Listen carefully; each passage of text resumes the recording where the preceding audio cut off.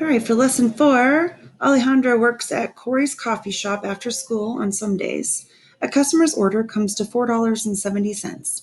The customer hands Alejandra a $5 bill, so she gives the customer 30 cents in change.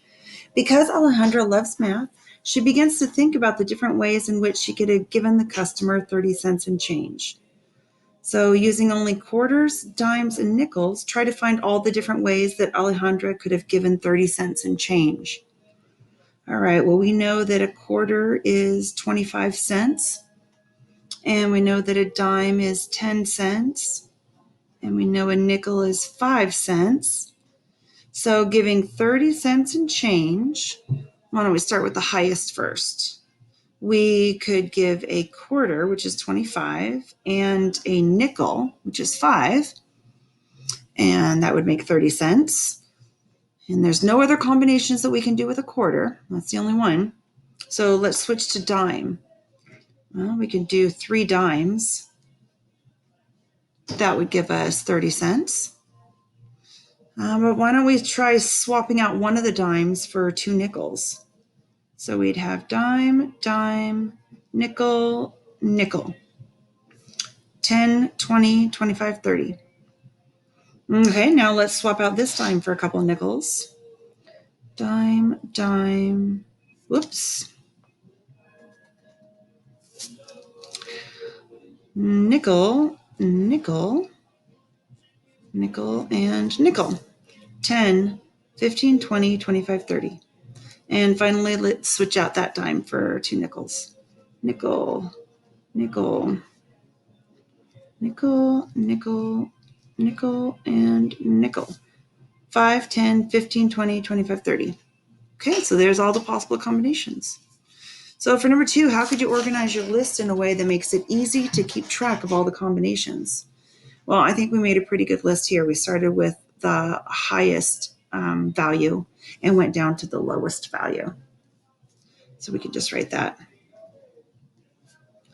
Highest value to lowest value. All right, for this one down here, this was the wheels and bikes and skateboards problem. So there was 54 wheels and 21 bikes and skateboards. And this is the way that Laura set it up. So she made some T-charts for wheels and bikes and wheels and skateboards. And she made 2 wheels for the bikes and 4 wheels for the skateboards.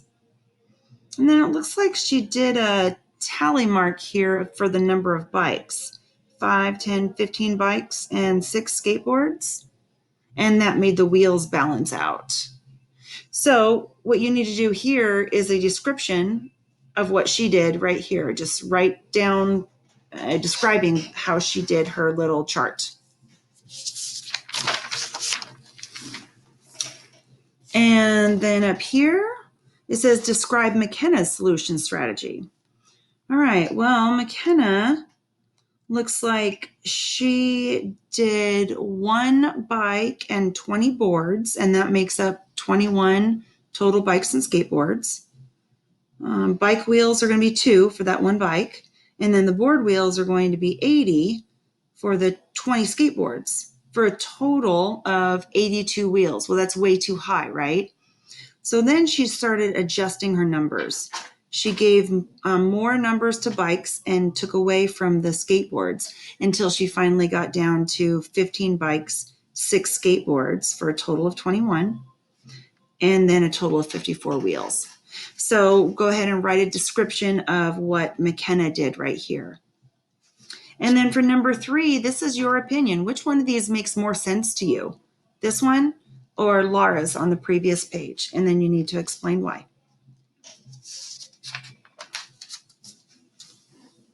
And then on to page 25. Timeless Toys builds tricycles and wagons. The owner notices that there are several different ways that a customer could place an order for 5 items. For example, the customer could order all tricycles or all wagons or some combination of tricycles and wagons. So for the case of the 5-item order, how many different ways are there to place an order?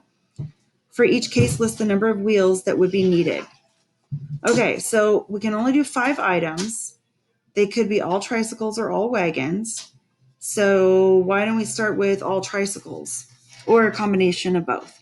Let's start with all tricycles. So we'll have 5 trikes. And we know that tricycles have 3 wheels. So 5 times the 3 wheels is going to be 15 wheels. All right, now let's take out one of those trikes and put in a wagon. So we'll have trike, trike, trike, trike, and wagon. 3 wheels, 6 wheels, 9 wheels, 12 wheels, and then a wagon has 4. So 12, 13, 14, 15, 16. So that would be 16 wheels. All right, let's trade out one of the trikes for another wagon. Trike, trike, trike, wagon, wagon. 15, 16. What do you think is going to go there? 17? Let's check it. 3, 6, 9. 9 plus 4 is 13. 13 plus 4 is 17. Okay, so we have 17 wheels. And now let's replace that trike with a wagon. Trike, trike, wagon, wagon, wagon. And we don't even need to add them up. We see the pattern now. 18 wheels. Now let's replace that trike with a wagon. Trike, wagon, wagon, wagon, wagon. And that's going to be 19 wheels. And finally, let's go all wagons. I'm doing a video, Jason. Okay, and then if a customer ordered 5 items and the order had a total of 17 wheels, how many wagons were ordered? All right, well, here's our combination of 17 wheels.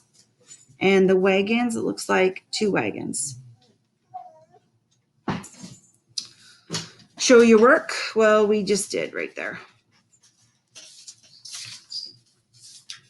Okay, and on to the very last page. Okay, solve the shape equation puzzle. All right, looks like we have 2 numbers adding together gives us a 7. All 3 of them are 13, and 2 of them make 8. So I'm going to start with this one here, the 7, and think of all the different factors of 7. So, let's see, 1 plus, I need a T-chart for this. I can do 0 plus 7, or 1 plus 6, or 2 plus 5, or 3 plus 4. Those are all my different combinations, right? So let's try the 0 and 7. So 0 plus 7 is 7.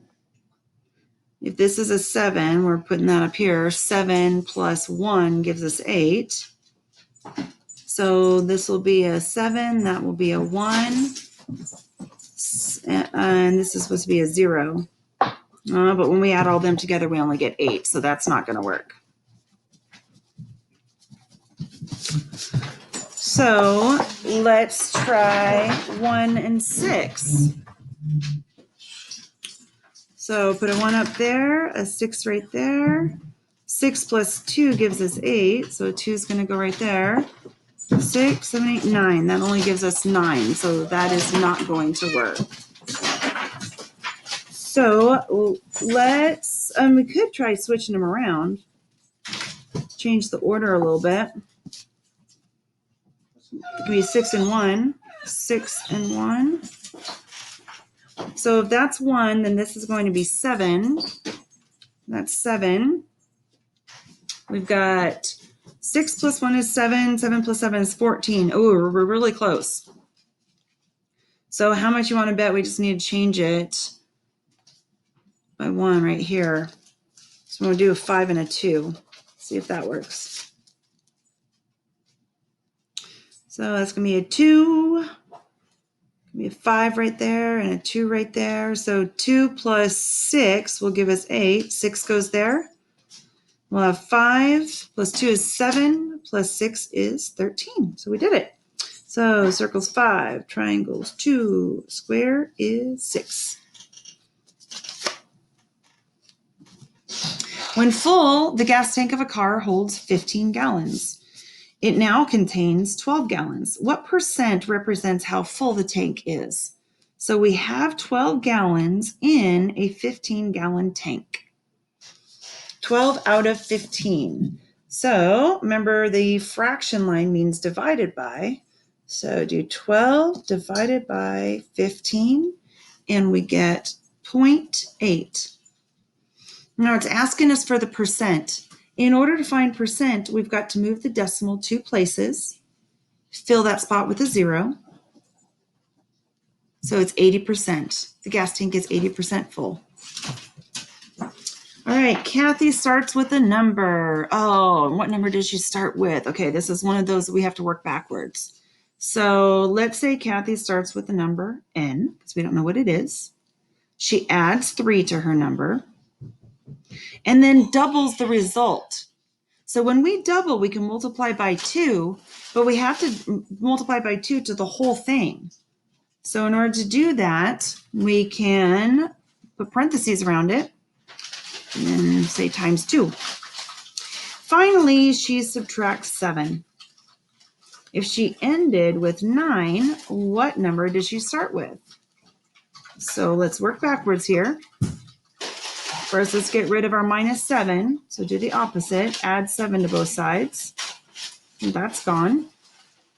And we're left with n plus 3 times 2 equals, and that's a plus 7. 9 plus 7 is 16.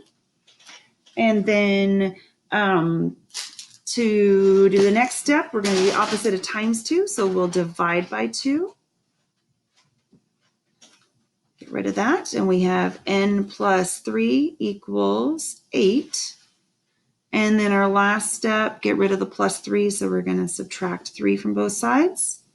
8 minus 3 is 5. So we'll have n equaling 5. So her beginning number was 5. After selling tickets to a dance for $3.25 each, the student council brought in $1,020.50 from ticket sales. How many tickets did the student council sell?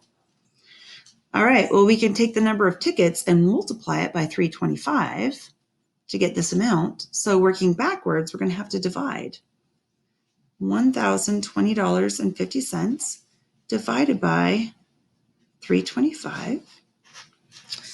My handy dandy calculator. 1020.5 divided by 3.25, and that is 314 tickets. All right, the last one. Angela and Tina are at the beach. How long of a piece of rope do the girls need to totally enclose their space? All right, so they are wrapping a piece of rope all the way around their beach area. So we want to know how long this rope is. So we need to calculate the length around, and that's called the perimeter. So to calculate the perimeter, we're going to add up all the side lengths. So if this is 3.5 here, then this is going to be 3.5 right here. And if this is 4 2/3 up here, then this is 4 2/3 down here.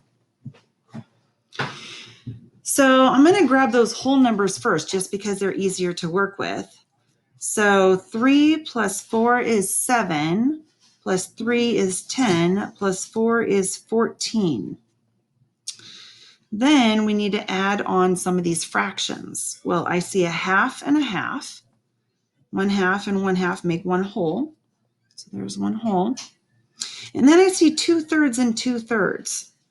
Well, if we add up 2/3 plus 2/3, remember you have to have a common denominator, which we do. Common denominator of 3. We can add the numerators. 2 plus 2 is 4. We now have 4/3, which means the same thing as 4 divided by 3. So let's go ahead and turn this into a mixed number. 3 goes into 4 one time, and then there's going to be 1 left over, and our denominator is 3. So finally, we're going to add on 1 and 1/3. So again, let's add up the whole numbers. 14, 15, 16. We'll have 16 and 1/3 yards.